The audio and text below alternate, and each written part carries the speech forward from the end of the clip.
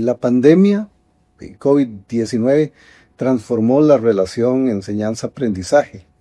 Además, la inteligencia artificial y el aprendizaje automatizado le han añadido nuevos retos a esta relación.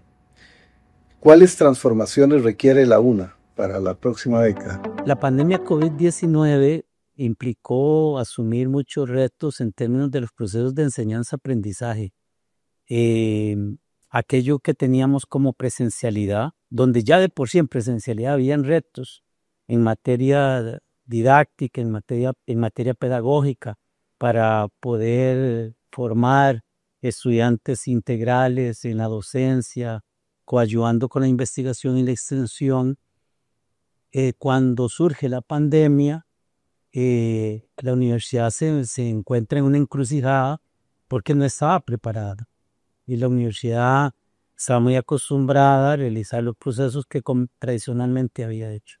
Y entonces surge como una posibilidad de darle continuidad a los procesos educativos, formativos, así como al trabajo con las comunidades y los territorios a través de los proyectos de investigación, extensión y docencia, el poder mantener ese vínculo con las poblaciones interlocutoras.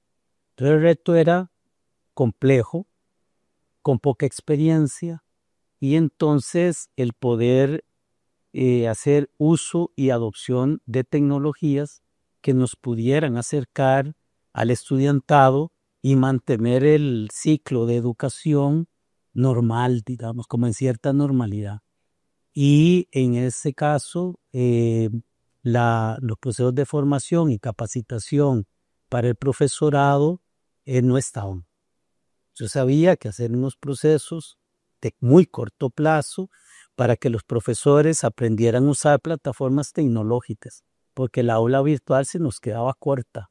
Entonces, empezar a usar esas plataformas como Zoom, comprar las licencias, ver las estructuras que ya están predeterminadas, que se adaptaran a realizar los procesos de educación, fue sin duda todo un reto. Usar Microsoft Teams, usar todas las alternativas posibles, incluso hasta el mismo WhatsApp, para poder comunicarse con el estudiantado. Y por otro lado, la población estaba asustada. Nadie quería contactos personales por miedo al contagio, y contagio sinónimo de muerte. Entonces, ese distanciamiento, para mi punto de vista, vino a deshumanizar la relación entre el estudiantado y el cuerpo académico de la universidad, incluso la relación entre el cuerpo académico y el cuerpo administrativo que la institución requiere o ha requerido para su gestión. Entonces, sin duda, lo enfrentamos con mucha seriedad en todos los frentes. Creo que el uso y la adopción tecnológica fue estratégico para poder solventar los procesos de enseñanza a nivel de la presencialidad. Lo segundo, los procesos de formación de profesorado para que en el muy corto plazo pudiera ajustarse a realizar clases virtuales, reuniones virtuales, talleres en virtualidad, cuando antes era muy normal en la presencialidad. Y eso marcó una transición en el desarrollo de la academia, donde yo sí siento ganamos experiencia en materia del uso y la adopción tecnológica para desarrollar la vida universitaria, el desarrollo académico, pero perdimos en humanización. Es decir, la universidad, el estudiantado discutía al frente de una computadora y no al frente estrictamente de las personas. Entonces perdió relaciones sociales, perdimos relaciones humanas, perdimos la sensibilidad social de entender los problemas de los otros, porque nos individualizamos en la relación dada la mediación tecnológica. Se toma eso de contexto y esa experiencia a futuro, el uso y la adopción tecnológica se vuelve muy estratégica porque los procesos de desarrollo de la educación a nivel global son cada vez más intensivos en tecnología. Son muy intensivos en tecnología. Entonces surgen tendencias, pero aparte de tendencias, surgen creaciones, innovaciones que hacen que los procesos de educación estén más mediados por los desarrollos tecnológicos que casi que más por el avance del conocimiento del ser humano. Y eso nos pone en un frente complicado, porque primero, los países en desarrollo como Costa Rica no somos productores de esas tecnologías. Esas tecnologías son desarrolladas en países occidentales, en Europa, en Estados Unidos, en Canadá, y los grupos corporativos efectivamente, obviamente, lucran, ¿no?, con todas estas plataformas educativas que efectivamente tienen el propósito de mejorar los procesos de enseñanza-aprendizaje y los procesos de investigación y desarrollo de la ciencia y del conocimiento.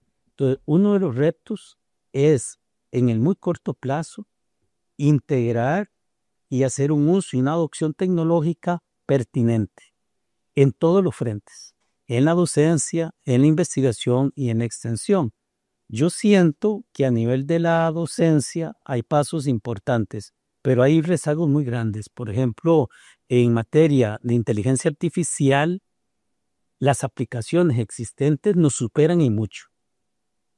Y la integración de esas aplicaciones para mejorar los procesos de enseñanza tienen un rezago importante, cuidado si no de 10 a 15 años. Y esos rezagos, obviamente, le pasan la factura en materia de generación de conocimiento y de formación al estudiantado para salir a un mercado laboral que es muy competitivo.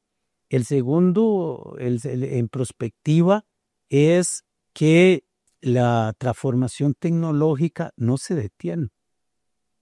Entonces, ahí en esa transformación tecnológica, la universidad tiene que asumir una responsabilidad grande porque ocupa asignar recursos presupuestarios para el equipamiento de esas tecnologías. Entonces ya no es la infraestructura física que nos servía para educarnos, para atender a la sociedad, para atender los procesos de investigación y extensión, sino que ahora ocupamos una infraestructura tecnológica, equipamiento, ocupamos una serie de condiciones físicas que se combinen con la infraestructura tecnológica. Y esa infraestructura tecnológica tiene un costo. Entonces hay que integrar muchos laboratorios en docencia, muchos laboratorios en la investigación, en la física, en la matemática, en la biología e incluso en la salud, porque tenemos una facultad de salud, así como en el lenguaje y las artes. Entonces, los recursos que son limitados, habrá que tomar algunas decisiones para apostarle a una modernización de la infraestructura tecnológica. Y sin duda viene el otro reto futuro, es que el recurso humano nuestro siento que no está del todo calificado para dar el paso de hacer ese uso de adopción tecnológica y no tiene el conocimiento suficiente de la evolución global que está tomando las grandes plataformas de desarrollo de infraestructura tecnológica en el mundo, que eso los tienen los centros desarrollados, lo tienen las grandes universidades. Se va a Cambridge, va a Stanford, va a London School, todas esas universidades, por supuesto que están muy actualizadas, porque son su grupo de científicos y su grupo de investigadores los que van promoviendo y van generando y van desarrollando las tecnologías de punta. Y ahí se genera una gran brecha entre los países desarrollados con respecto a nuestros países en América Latina y por supuesto ahí se tiene que contar Costa Rica. Entonces, sin duda ese paso hay que darlo y uno de los problemas es que la dotación presupuestaria de la universidad se ha vuelto muy inelástica, muy rígida, porque los gobiernos no sueltan la llave en materia de dotación de recursos. Y entonces yo siento que ahí habrá que presupuestar con financiamiento de largo plazo. No hay otro camino. Si no hay financiamiento de largo plazo que se pueda asumir dentro de los flujos de caja a nivel presupuestario, yo no encuentro un camino a corto plazo para que a futuro podamos hacer ese cambio tecnológico que la universidad requiere y requerirá en el corto y mediano plazo, sí. Don Martín, ¿existe presión para que las universidades públicas cambien sus agendas en relación con la oferta académica, al tiempo que se critica el desempleo que se presenta en algunas o varias carreras? ¿Estará su gestión orientada a formar más técnicos y profesionales para el mercado laboral? Sí, la oferta académica sin duda tiene que responder a las demandas de la sociedad. Y ahí hay dos frentes. Las demandas que vienen del mercado laboral puro, son demandas que vienen del gobierno, de la institucionalidad pública. Hay demandas que vienen del sector privado, de los sectores productivos. Pero hay otras demandas que no estrictamente vienen orientadas por las señales del mercado, sino que son demandas de formación en sectores sociales que la universidad históricamente por su base fundacional como universidad necesaria debe atender, no puede obviarlas. Y entonces ahí me parece que hay una disyuntiva fuerte, porque la universidad está preparada con su capacidad y su intelecto para responder al mercado laboral, con un vacío en las carreras STEM, física, matemática, informática, ingenierías, etc. Ese paquete de carreras con tinte de innovación responden a la dinámica del mercado laboral, de los grupos corporativos que están operando en el país. Y ahí la universidad tendrá que asumir el reto de preparar ese recurso humano que el país requiere. Pero lo otro es que hay una población flotante que no accede a nuestra universidad. A nuestra universidad, más o menos 35,000, 40,000 estudiantes muestran preferencias por acceder a la Universidad Nacional. Terminan entregando documentos, creo que son 25, 30,000 estudiantes. La universidad tiene capacidad para absorber una demanda nueva de 4,500 estudiantes en promedio. O sea, expulsa relativamente a 15,000 o 20,000 estudiantes. La pregunta que hay que hacerse es, ese conjunto, esa población de jóvenes, ¿qué caminos tienen? Podríamos pensar que tienen el camino de las otras universidades, pero un camino que tienen es la formación técnica. Y ahí me parece que la universidad entonces tiene otro espacio. Tiene la posibilidad de generar una formación más corta, donde no estrictamente las habilidades y destrezas recaigan sobre una formación académica, como si la requiere un sociólogo, un economista, un informático o alguien, digamos, de la educación, alguna persona, sino habilidades técnicas, habilidades que puedan ser adquiridas en el corto plazo de 1 año y medio a 2 años y que efectivamente eso le brinde las posibilidades de insertarse en un mercado laboral donde los niveles de calificación no sean tan altos.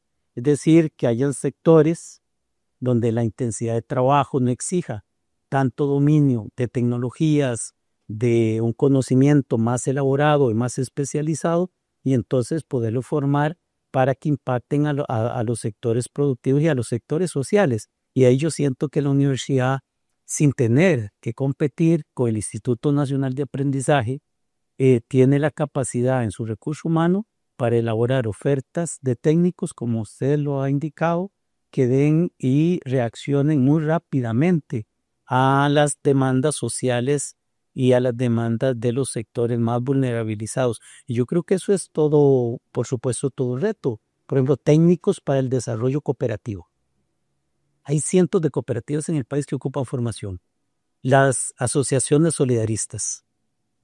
O sea, hay un tejido social que requiere ser formado. Te pregúntese usted o respóndase quién va a formarlos. Bueno, la universidad tiene esas capacidades.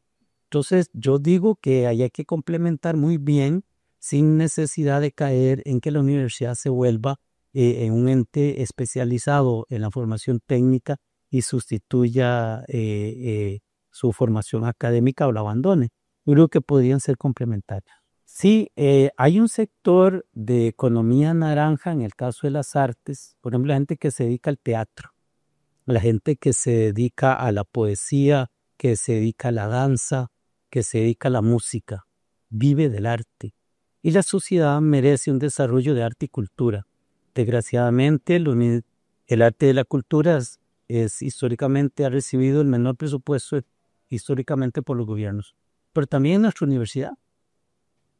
Puede ser una injusticia, pero las prioridades no están en el arte y la cultura, no lo están.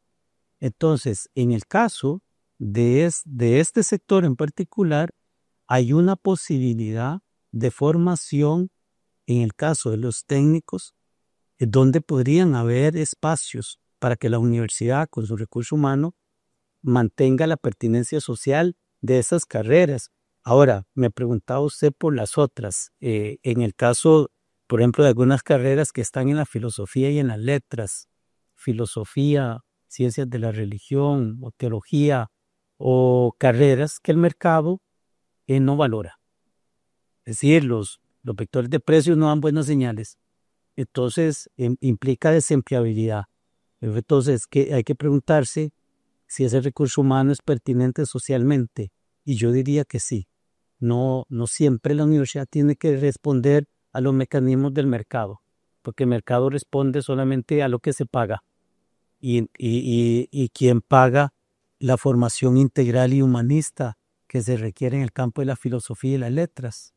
Eso no del todo tiene precio en mercado. Y por lo tanto ahí es una obligación de la universidad como universidad necesaria resguardar su misión de poder formarle al país un recurso humano más integral, más humano, más solidario. Y yo creo que eso viene de las áreas de la filosofía y las letras, incluso de las artes y la cultura, incluso mucho de la educación. Don Martín, este año la UNA arrancó con 2 nuevas carreras, Inteligencia y Estrategia Global y la de Física Aplicada. Las dos con un fuerte componente tecnológico. ¿Considera usted que otras carreras deberían reformularse para atender la demanda hacia las disciplinas STEM? Sí, ahí lo que pasa es que yo creo que la universidad mal hace contraponiendo las carreras STEM con las carreras que no responden estrictamente a las ingenierías, a las matemáticas, a la física, incluso mismo a la química, en la cual tenemos mucha trayectoria. En el caso de la física aplicada, física era un departamento de la universidad en la Facultad de Ciencias Exactas, muy articulada de soporte a las carreras que le dieron origen a las ciencias exactas en nuestra universidad, a la química, a la biología, etc. Y esa articulación del departamento de física, entonces física nunca, si bien es cierto, algunos estaban motivados a desarrollar la carrera, el ambiente siempre fue como desarrollar procesos de investigación articulado a las ciencias exactas, más que buscar la posibilidad de tener una carrera. Ahora bien, el mercado laboral costarricense se ha ampliado. Las demandas ahora son más globales que nacionales. Entonces, la física aplicada viene a responder a demandas relativamente externas, a profesionales que probablemente sean contratados por empresas multinacionales que tienen procesos de producción de servicios en Costa Rica o incluso procesos que están fuera de Costa Rica, pero que pueden ser operados en nuestro país. Yo ahí veo una fortaleza en el caso de la enseñanza de la física aplicada, igual con la carrera que Relaciones Internacionales ha impulsado en términos de la logística, ¿no? Cuando tuve la oportunidad de estudiar en Holanda, yo me especialicé en un enfoque que se llama cadenas globales de valor o Global Commodity Chain, Y hace 25 años, en Costa Rica no se creía que el mundo o la economía tenía que organizarse a través de las cadenas globales de valor. 20 años después, el mundo ha terminado organizado a través de amplias redes de trabajo que se llaman cadenas globales de valor. Y relaciones internacionales bien hace, porque las universidades europeas hace 25 años, recuerdo, en el 2000, ya tenían una carrera que se llama Supply Chain Analysis. Carreras centradas en las operaciones de logística que aceleran las transacciones globales en los servicios de transportación del mundo. ¿Por qué? Porque los grandes negocios están organizados a nivel global y ocupan eficientizar todo su desarrollo, eficientizar todas sus transacciones, porque entre más rápido sean, más dinero y más utilidad generan. Ahí yo lo que siento es que sí, efectivamente, esta carrera en logística que está impulsando RI es una carrera que va a formar muchachos y muchachas que con seguridad van a encontrar empleabilidad, una empleabilidad de otro tipo. Aquí lo que hay que hacer es muy claro, esa empleabilidad va a estar muy lejos, y me parece a mí está muy lejos de estar estrictamente respondiendo a las estructuras productivas de nuestra economía. Responde a una estructura productiva más global, y en ese sentido es un profesional que responde a logísticas, ¿no? A una lógica de trabajo más articulada a la dinámica internacional que a la dinámica global. Y vean que así pasó. La Escuela de Relaciones Internacionales desarrolló la carrera de Comercio y Negocios en el 2010. Y esa carrera no se iba a aplicar porque tenía un 47% de los cursos de economía. Y por departamentalización, economía estaba opuesta a que RI la hiciera. Y como no pueden haber en estos negocios dos capitanes en el mismo barco, yo tomé la decisión como director que esa carrera la de desarrollar RI. Y la asamblea de la Escuela de Economía quedó empatada. Y yo me vi forzado a usar el voto doble para que la carrera se aperturara. Y le dije a doña Sandra León, doña Sandra, lo que corresponde es eso, porque RI tiene las condiciones y que economía dé los soportes. Eso, por supuesto, me causó un conflicto político de corto plazo en la escuela, pero pasó, y hoy Relaciones Internacionales en una carrera robustecida porque está articulada al comercio y los negocios internacionales. Entonces hubo una buena lectura, una buena visión. Entonces estas dos carreras están enmarcadas en una muy buena visión y con seguridad en el mediano o largo plazo le van a dar muchos réditos a la Universidad Nacional. Claro, aquí hay varias cosas. Y lo que yo siento es que hay que cuidar mucho la forma del proceso de reformulación de esas carreras a razón de que tengan que reformularse. ¿Por qué digo esto? Porque si lo que pretendemos es tener carreras que respondan estrictamente a las presiones del mercado laboral, corremos el riesgo de dejar de formar un recurso humano que el país necesita en áreas donde efectivamente la sociedad requiere ser fortalecida. Pongo el ejemplo de la humanidad, del humanismo, ¿no? Pongo el ejemplo de las artes y la cultura. Pongo el mismo ejemplo de la filosofía y las letras. Entonces, si esas áreas la Universidad Nacional no las fortalece, caemos en la trampa de responder estrictamente a las señales de las demandas del mercado y a preparar profesionales muy especializados que, por supuesto, van a tener una inserción laboral exitosa.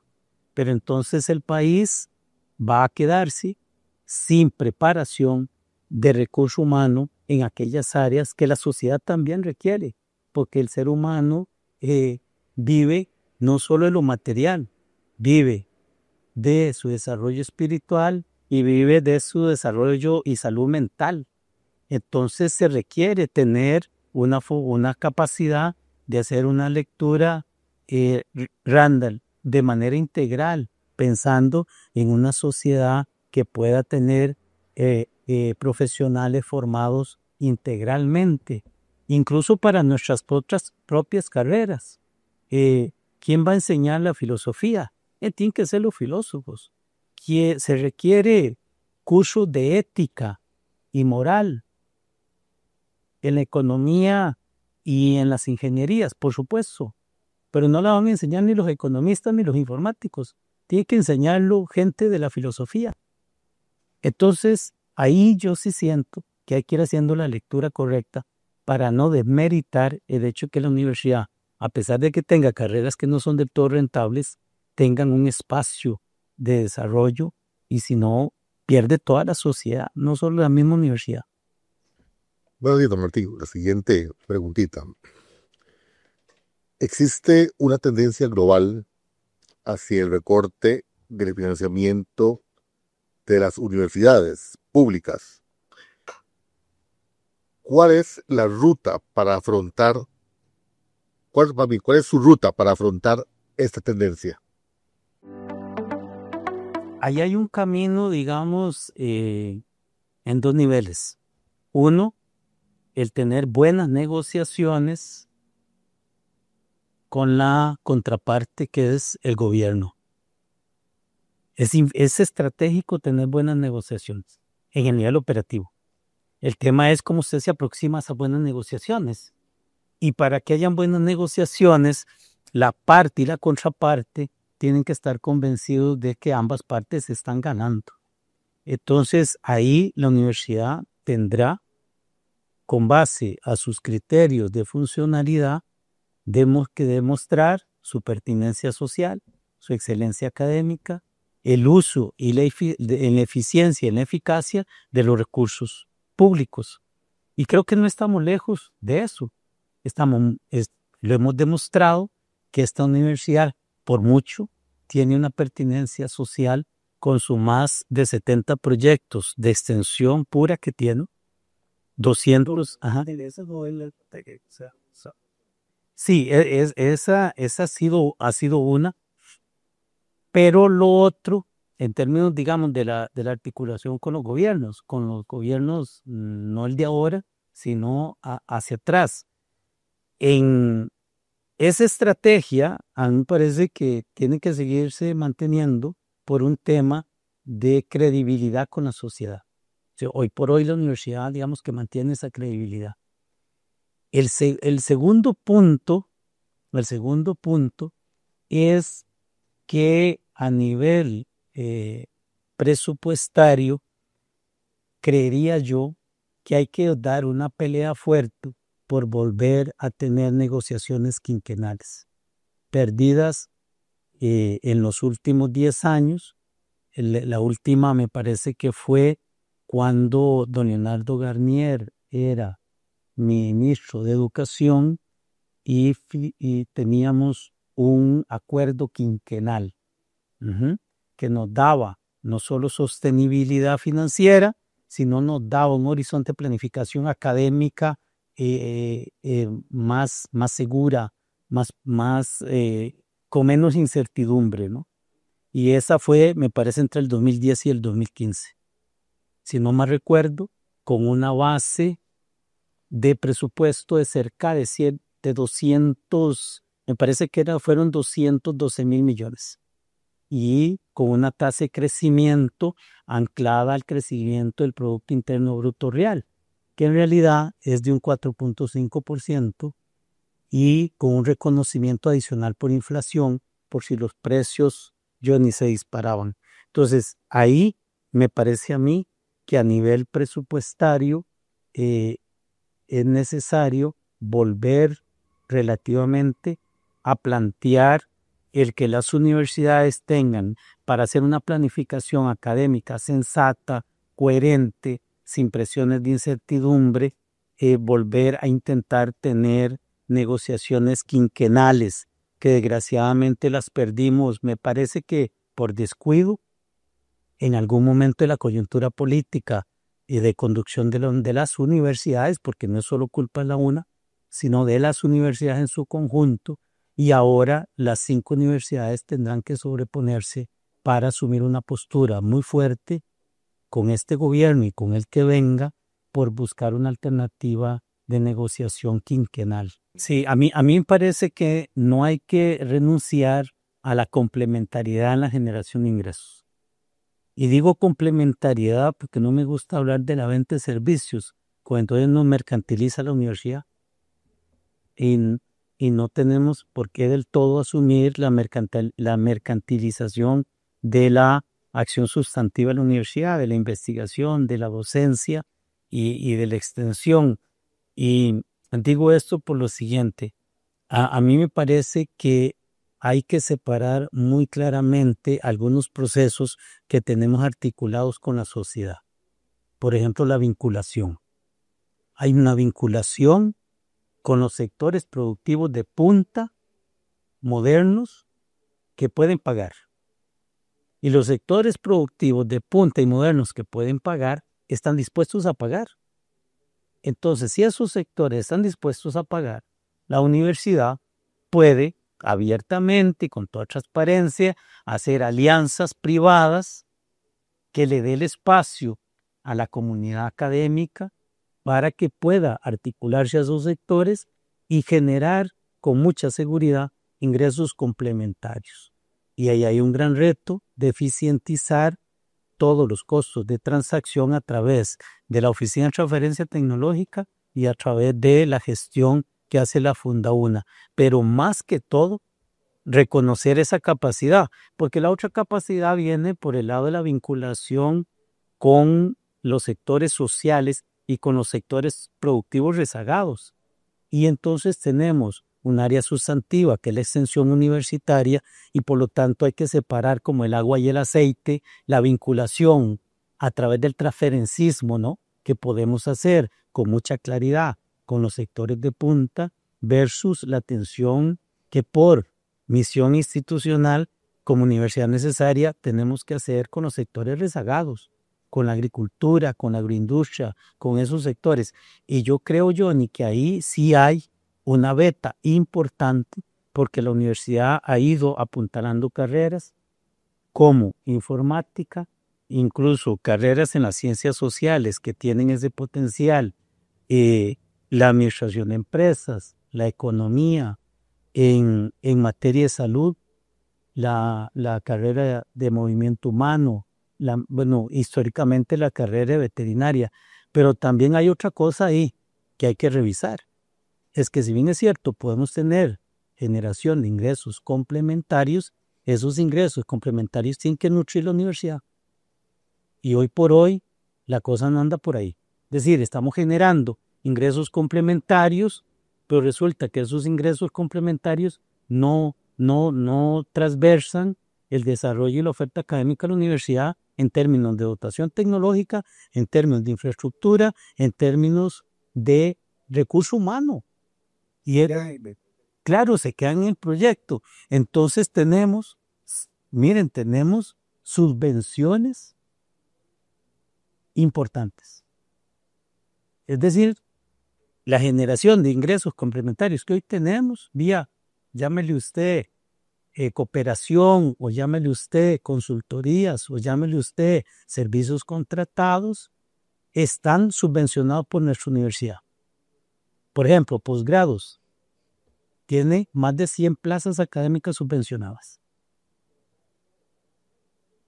100 plazas en promedio a 30 millones por plaza son 3.000 millones de colones de masa salarial que la universidad paga. Y los posgrados, todos en su conjunto, no generan 3.000 millones brutos de ingresos anuales. Pregunto, y ahí viene la pregunta que hay que hacerse.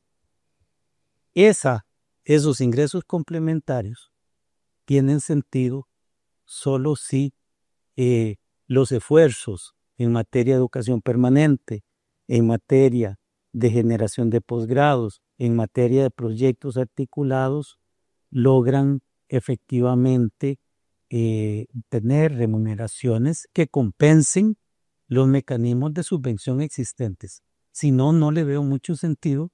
Y yo decía, entonces abramos la línea de los posgrados para que sean gratuitos, como ocurre en el sistema educativo alemán o como ocurre en otros sistemas del mundo, de Francia, por ejemplo, donde entonces los sistemas de especialización de posgrados y doctorados son gratuitos, porque ya por sí los estamos subvencionando. Entonces yo creo que ahí hay una beta importante, y lo otro es que sí, Johnny, hay que renovar una oferta académica que le permita a la universidad abrirse más a esos sectores de punta, porque no podemos obviar esas dinámicas. Somos parte de esas dinámicas. Lo que sí no podemos renunciar es atender las demandas sociales y las necesidades de los sectores históricamente rezagados y que experimentan altas vulnerabilidades sociales, de desempleo, de pobreza extrema, de desigualdades, de falta de oportunidades económicas. Y yo creo que eso sí hay que tenerlo muy claro para poder ser democráticos en la oferta académica que la universidad está desarrollando.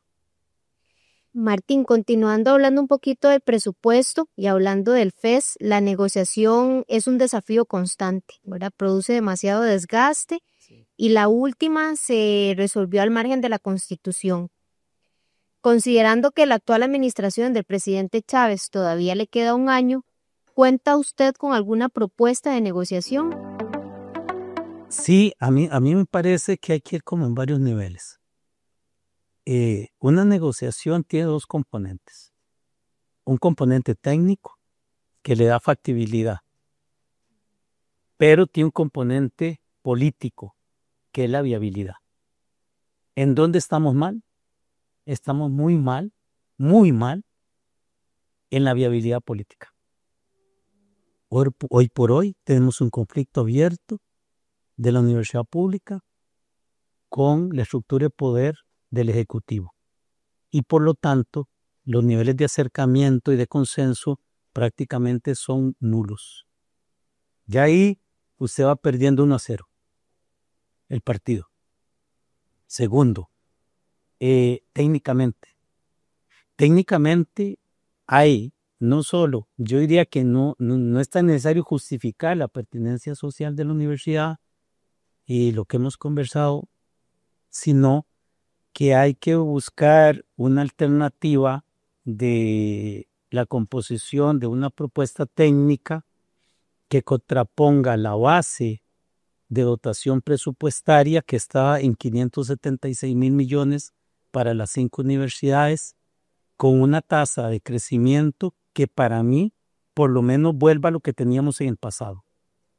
Reconocimiento por tasa de crecimiento del Producto Interno Bruto real potencial, que el recálculo debe andar en un 4% del PIB.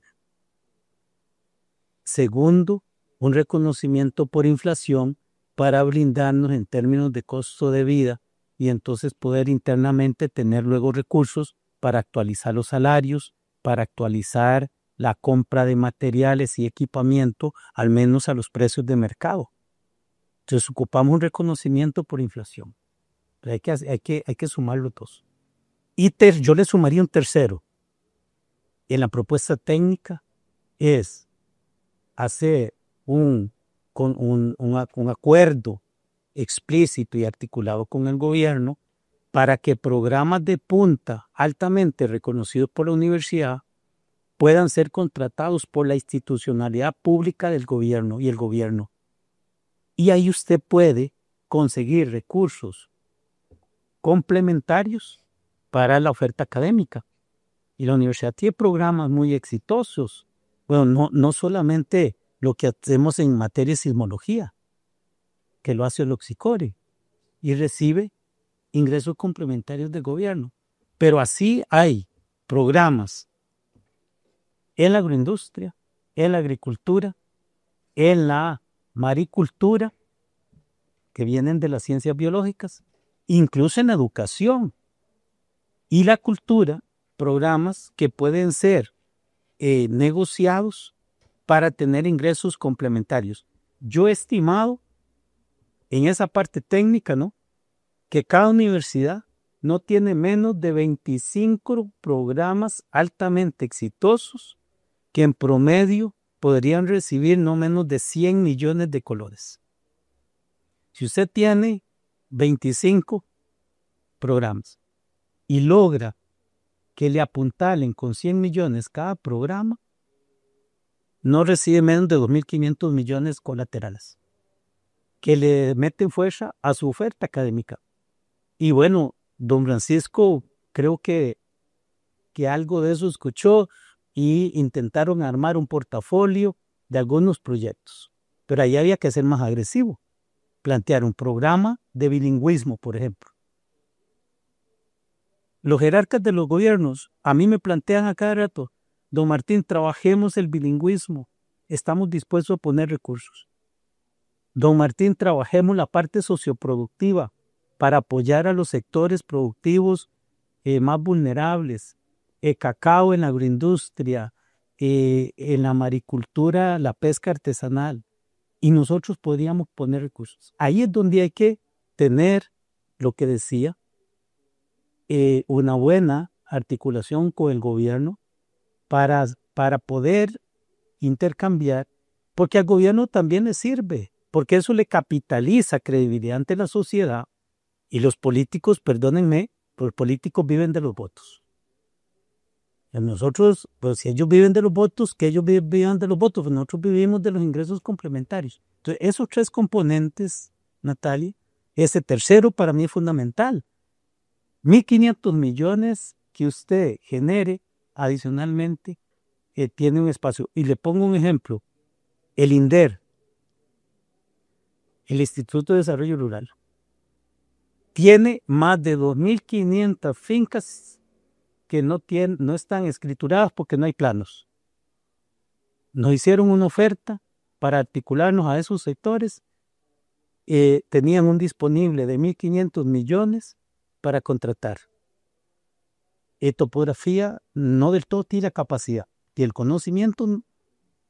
Tiene algunos profesionales, académicos, personas académicas. Entonces, imagínense, yo le dije a usted que 100 millones, pero solo un programa articulado desde topografía para la medición territorial no podría acceder a menos de 500 millones anuales, que alimentarán a topografía, pero alimentarán otras necesidades de la universidad. Entonces, yo siento que ese tercer componente se vuelve estratégico plantearlo. Y por lo tanto, se ocupa el primer componente que le decía de tener una viabilidad política más que técnica, porque eso implica sentarse a conversar de una forma con mucha transparencia y con mucha sensatez en términos de la relación entre el gobierno o el ejecutivo y la universidad pública. Y yo creo que si eso se logra, estos espacios de ese portafolio colateral y complementario que yo le mencioné, puede tener un buen acogimiento, pienso yo, por las autoridades gubernamentales. Vamos a abordar ahora el tema de la regionalización. En las regiones prevalece la queja sobre la limitada oferta académica y la centralización que persiste desde la sede de Heredia. ¿Impulsará alguna propuesta para revertir esta tendencia histórica? Sí. Vea. ¿Qué va a hacer? Yo creo que crear más universidades del todo, nos mete en un problema de sostenibilidad, sin tener que renunciar a esa posibilidad. Yo lo que creo ahí es lo siguiente. Yo creo que la universidad está en capacidad de generar centros de desarrollo socioproductivos y centros de desarrollo socioeducativos y culturales en las regiones, que se adapten a las necesidades y demandas de cada territorio. Porque fíjese que aquí, a pesar de que el país solo mide 51.100 kilómetros cuadrados, el país es muy heterogéneo. Usted transita hacia la Huetar norte, Guatuzo, Pala y Los Chiles, y si usted va al sur, Zabalito, Zambito y Golfito, territorios distintos. Y les pongo un ejemplo. a mí me dijeron, mire, don Martín, ¿por qué los diagnósticos ya están hechos y ya sabemos por dónde ir? Le digo, no. El dato de los diagnósticos está listo, pero lo otro no está listo. ¿Qué es lo que no está listo? No es lo mismo el 9% de desempleo en el sur que el 9% del desempleo en la Huetar Norte. Y causas distintas y consecuencias distintas, tiene composiciones y dinámicas distintas.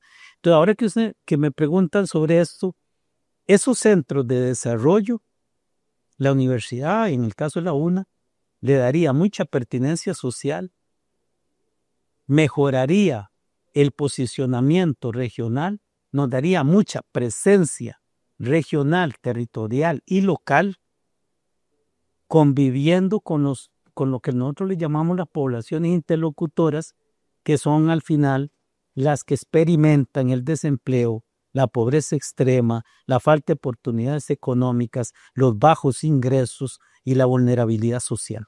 Pero ¿y qué harían estos centros específicamente? Sí, viene la pregunta, ¿qué harían? Yo lo estamos visualizando de esta manera. Un centro de desarrollo productivo que desarrolle procesos de capacitación y asesoría académica a los sectores productivos del territorio. Y entonces los sectores productivos en el sur, producción agroindustrial, agronegocios. Por ejemplo, hay producción de mamón chino que se pierde porque no hay industrialización. Hay producción de maíz que no se pierde, pero que no encuentra alternativas de valor agregado para producir harina. Hay alternativas de horticultura. La horticultura es distinta a la agricultura convencional, maíz, frijoles, arroz, sino producir lechugas, cebollinos. Hoy se ha diversificado mucho. Entonces, esos centros de desarrollo socioproductivo para mí son estratégicos. Y no ocupamos mucho, créanme que no ocupamos mucho. Con una infraestructura básica que se puede hacer con 600, 700 millones de colones, la universidad puede tener presencia en esos territorios.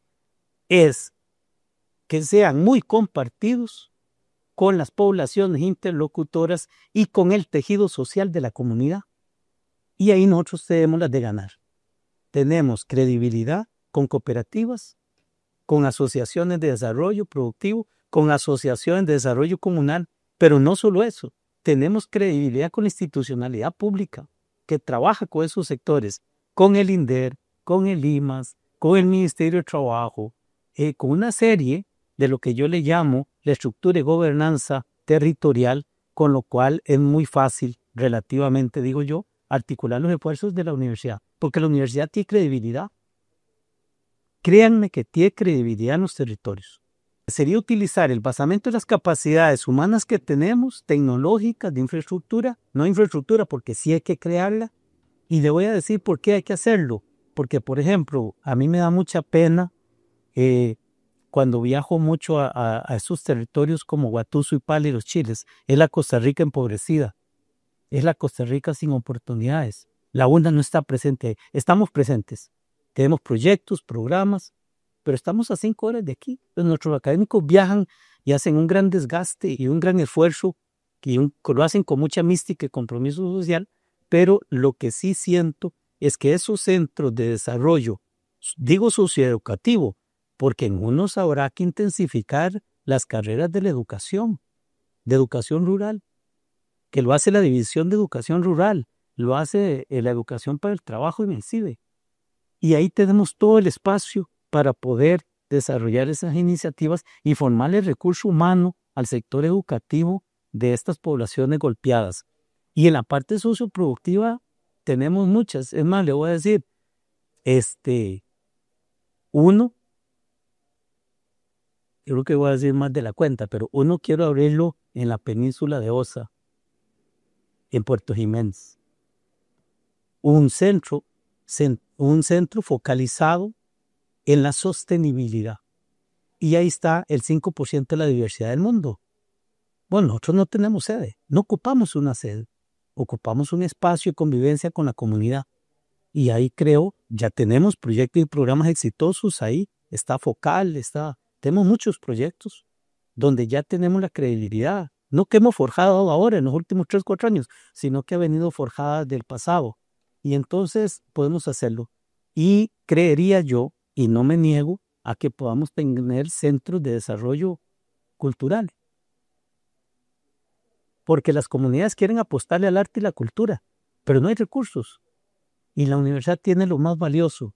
Tiene músicos, tiene gente dedicada al teatro, gente dedicada a la producción audiovisual, que puede enriquecer la cultura de cada pueblo de acuerdo a su pertinencia, de acuerdo a su cultura. Y eso nos daría un posicionamiento importante. Y créame que podríamos tener 4. Uno en Huatuzu, Palo, Los Chiles, uno en la península de Osa, uno en el Caribe Sur y otro en el Pacífico Central. No queremos competir con las otras universidades, pero sí sacar las fortalezas nuestras, y creo que con poquita inversión en recursos de infraestructura y tecnología, podríamos nosotros tener una presencia regional más concreta. En el caso de las carreras itinerantes, yo creo que hay que reconocerle a César lo que es del César y al rey lo que es del rey. Y las gestiones de conducción de la universidad son temporales, así hay que reconocerlo, son 5 años de trabajo. Y me parece a mí que la gestión anterior, altamente criticada, debo decirlo, porque se hizo una crítica de alguna forma constructiva, sí hay que reconocerle el tema de las carreras itinerantes. ¿Por qué? Porque las carreras itinerantes generan una oportunidad de formación a una población del estudiantado que es excluida. ¿Y por qué es excluida? Porque no logra cumplir con los procesos de admisibilidad que la universidad tiene. Porque son estudiantes que no tienen capacidades, habilidades y destrezas que alcancen el promedio nacional. Pero no es porque no es porque no tengan capacidades. Sí tienen capacidades. Pero cuando usted los pasa por un filtro de valoración, terminan sin opción. Entonces la carrera itinerante les da el espacio para que estudien informática, para que estudien administración de empresas. Porque lo otro, el error histórico que hemos cometido es que llevamos a los territorios las carreras que aquí no sirven. Y yo, mire, tome esta carrera, porque es que como esta carrera anticupo, allá no sirve. Y no, señor, no tiene que ser así. Si las carreras exitosas son buenas aquí, tienen que ser buenas también de acuerdo a la pertinencia a las demandas sociales del territorio. Las carreras itinerantes nos dan esa posibilidad. Ahí hay un tema. Los recursos de carreras itinerantes fueron transferidos a las sedes. Y yo no estoy del todo tan convencido. Y conste que soy muy de la posición de desconcentración y de descentralización del desarrollo regional. Darle la estructura de poder a las sedes. Yo soy muy convencido de eso. Pero las sedes también tienen que responderle a su territorio. Con mucha seriedad y mucha responsabilidad. Entonces las carreras itinerantes, si están manejadas en la región chorotega, el decano o decana, la autoridad que esté, tendrá que comprometerse con esas carreras itinerantes, pero activarlas, hay que activarlas. Yo creo y soy un creyente de que esa es una buena estrategia que se implementó en el pasado y que habría que retomarla para darle opción de transformación al recurso humano que se ocupa. Don Martín, las universidades son cada vez menos instituciones asentadas sobre un territorio específico. ¿Qué sigue para llevar a la UNA al siguiente nivel de internacionalización? La internacionalización, creo que ahí nosotros tenemos una deuda histórica, donde la universidad tiene unas áreas que efectivamente han logrado entrar en una buena articulación con la discusión global, con el desarrollo internacional de otras universidades y otras carreras. Pero ahí hay unos vacíos porque no todas las instancias académicas y todas las carreras han logrado desarrollar capacidades para la internacionalización. Hay muchas carreras que también nacieron y muchos institutos que nacieron internacionalizados. ¿verdad? Pongo el ejemplo del SINAT, el tema de las abejas. El tema de las abejas no fue un tema nuestro propio. El tema de las abejas vino por medio de la cooperación holandesa. Por ahí vino. El tema de topografía no vino por esa motivación, vino por una motivación de profesionales internacionales que se articularon al quehacer de la universidad y le fueron dando vida a esas propuestas. Hay una trayectoria de internacionalización ahí. Lo que pasa es que ahora la internacionalización se ha tasado en otros niveles, con unas grandes dificultades, porque Costa Rica ya no es objeto de la cooperación internacional. Pasamos a ser país de renta media y ahí quedamos excluidos de todos los procesos de cooperación que podrían darnos recursos complementarios para vincularnos de una forma más fácil, ¿no?, a esas economías. Entonces la cooperación holandesa ya no está en Costa Rica, que nos ayudó mucho en inicio de los 90s. ¿Recuerdan ustedes el programa MHO? Con el cual yo me formé a nivel de mi PhD en la Universidad de Tilburg. Miren, si no, yo no hubiera podido ir, no me hubiera podido haber formado, pero así lo hicieron Gerardo Jiménez del SIMPE, lo hizo Rafael Díaz del SIMPE, unos grandes intelectuales, gracias a la cooperación y a la internacionalización de la universidad. Entonces, si esa cooperación no existe, a mí me parece que hay que acelerarla en otro nivel. Primero, hay que darle dotación de recursos. No puede hacerse internacionalización sin dotación de recursos. Eso es discurso vacío. Entonces no podemos tener movilidad académica en doble vía. Y ahí sí yo tengo una postura política muy clara. A mí me parece que como país en desarrollo tenemos desventaja con los países desarrollados. Pero, como le dije a la directora de Cooperación Internacional de la Universidad de Osnabrück, ahora recién que tuvimos el Congreso de Extensión Universitaria, o quería una reunión con nosotros allá, le dije que sí. Le dije, mire, me alegra mucho que usted quiera intercambiar con nosotros, pero sí le voy a pedir que sea una relación altamente recíproca. Es decir, si tenemos movilidad estudiantil, no es que va a ir un estudiante a la UNA ya y usted me va a mandar 5. No, si va a ir un estudiante nuestro, ocupamos que venga uno suyo. Si usted me manda 5, nosotros le vamos a mandar 5. Esa es la reciprocidad.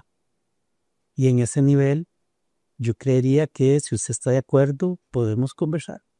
Me dijo, sí, me parece muy bien que usted recuerde que la reciprocidad es importante. Digo esto porque a veces entramos en procesos de cooperación internacional donde la relación es muy desigual y muy asimétrica. Y yo creo que académicamente podemos impulsar la movilidad académica de nuestro cuerpo académico en esto, la movilidad estudiantil, pero en ausencia de los recursos externos, no nos queda de otra que meterle un paquete de recursos importantes, porque la UNA no puede tener, su cuerpo académico no puede seguir discutiendo entre nosotros mismos. Se ocupa entrar a la discusión global y eso exige que los institutos, por ejemplo, entren a discutir con los institutos globales en Alemania, en Francia, en Inglaterra, en los espacios donde las áreas de conocimiento nuestro tienen potencial o tienen fortalezas. Y lo segundo es a nivel de la docencia. Urge caminar en la doble titulación o triple titulación articulada a universidades de cierto prestigio, o por lo menos con el promedio de prestigio que la UNA tiene. Y ahí nosotros hemos estado esperando que CONARE avance, pero aquí si CONARE no avanza, la UNA tendrá que avanzar por su propia trayectoria y tiene todas las capacidades para que carreras nuestras puedan ser desarrolladas para que haya doble titulación con países de cierto nivel, incluso de Canadá, Estados Unidos, y podamos transitar con la formación de un estudiantado de una forma más integral y esto. Y lo tercero, el sistema de posgrados, maestrías y doctorados. Esas maestrías y doctorados tienen que desarrollarse de forma colateral con cuerpos académicos globales. Entonces, por ejemplo, yo he impulsado el doctorado en extensión universitaria para América Latina y el Caribe.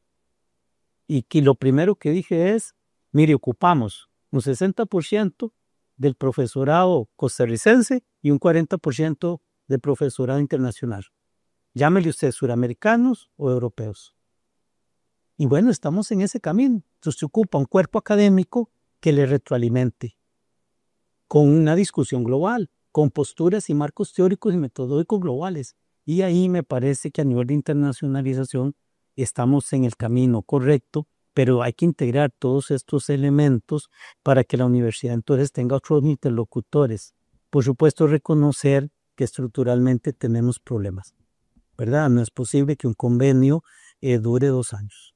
No es posible que una unidad académica solicite asesoría académico-técnica y la asesoría no dé el resultado esperado.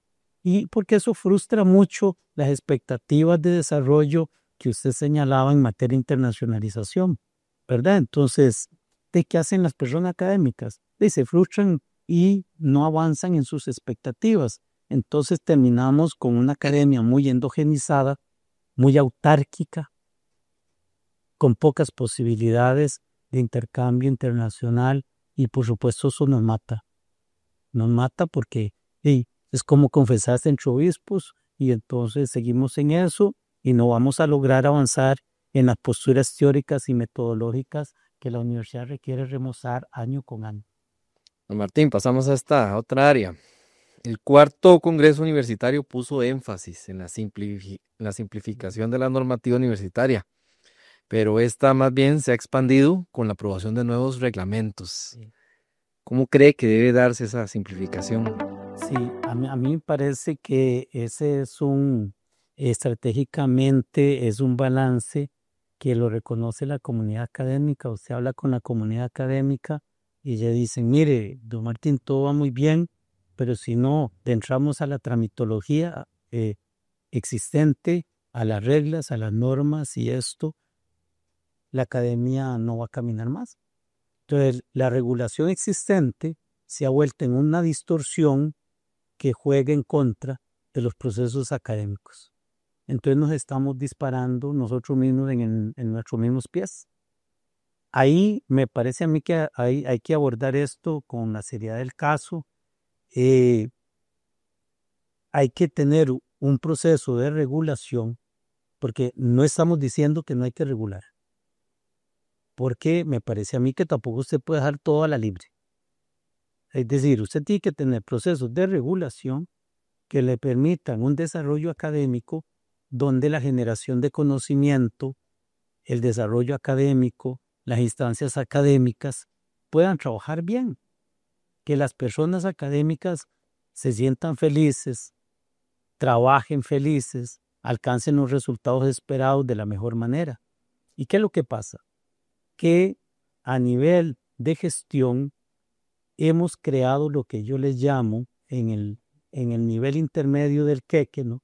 Entre la base académica y la estructura de poder, en la mitad del queque hemos creado una tecnocracia que ha instrumentalizado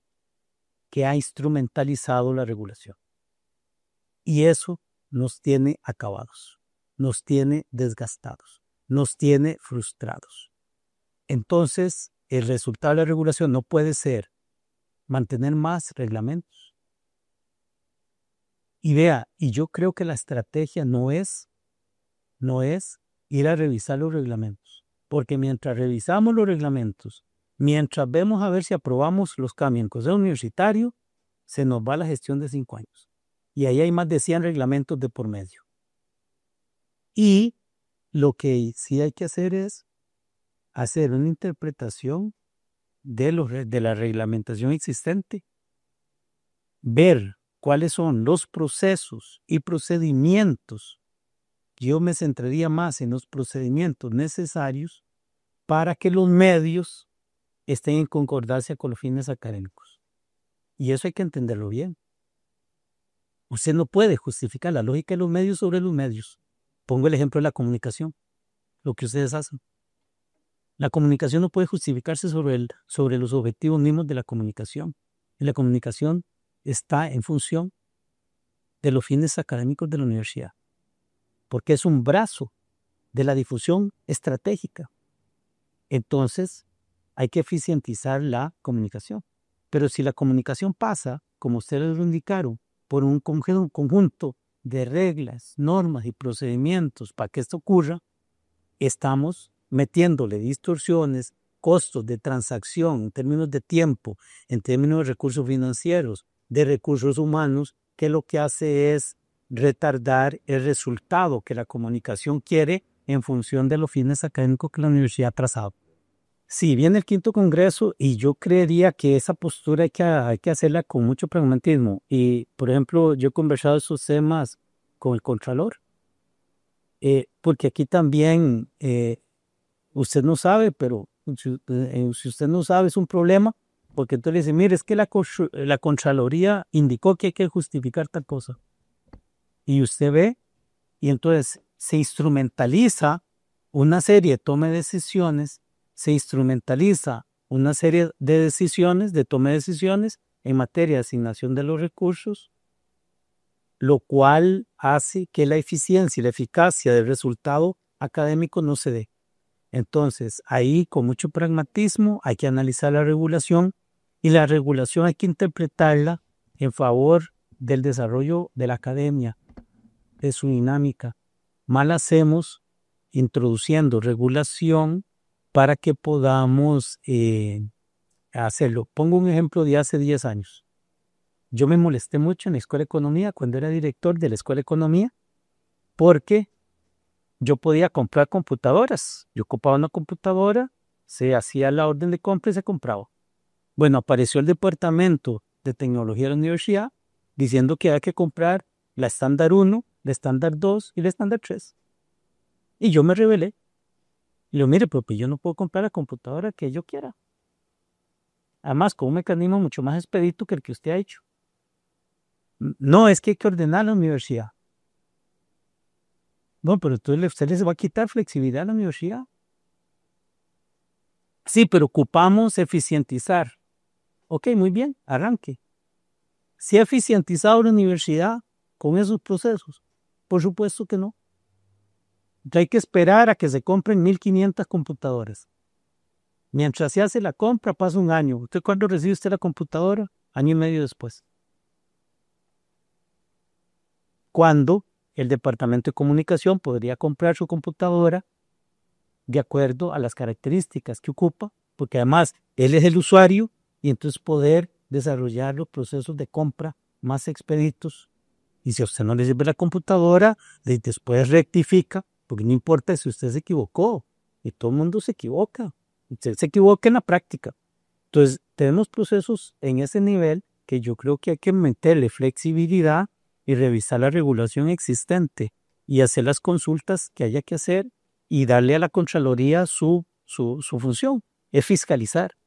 Mal haría la Contraloría si se mete en procesos de coadministración de la academia. Pero me parece que en eso la lectura del Contralor es muy sensata y tiene una buena interpretación, así como la asesoría jurídica. Su nombre completo. Álvaro Martín Parada Gómez. Su edad. 53. Su profesión. Economista. Su virtud. La humildad. ¿Qué tiene pendiente, Martín?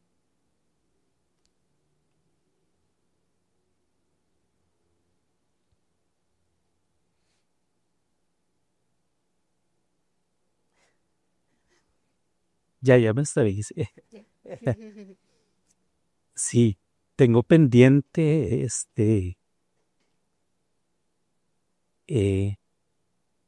fortalecer el trabajo al servicio de los demás. ¿Algo con lo que nunca ha podido? Nunca he podido tocar piano. En redes sociales, ¿a quién sigue? Sigo a personas que me enseñan con su conocimiento. A Guillermo Acuña. Sigo a Guillermo Acuña. ¿Lo que más lo marcó cuando estudió en el exterior fue? Me marcó la formación disciplinar, estructurada en la academia y la sencillez de la sociedad holandesa. Martín, eso es. Muchas gracias.